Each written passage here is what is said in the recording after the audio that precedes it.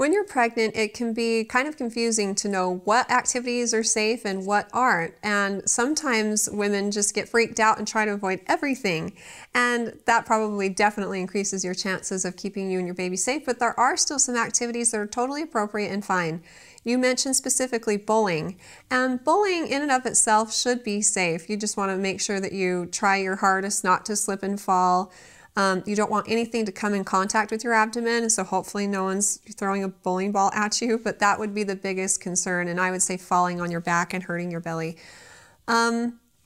Generally speaking, it's okay to do activities that aren't going to increase your chances of falling or anything that's going to increase chances of having abdominal trauma. So contact sports, definitely something you want to avoid.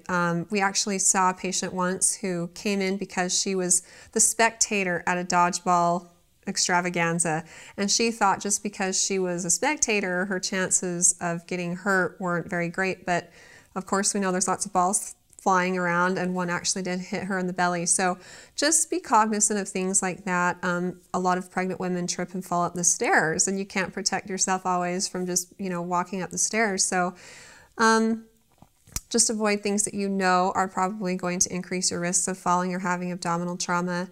Horseback riding is usually mentioned specifically by doctors. Also things like skiing, water skiing and kneeboarding, all those sorts of things are definitely things to avoid. But I think you're probably okay with bowling.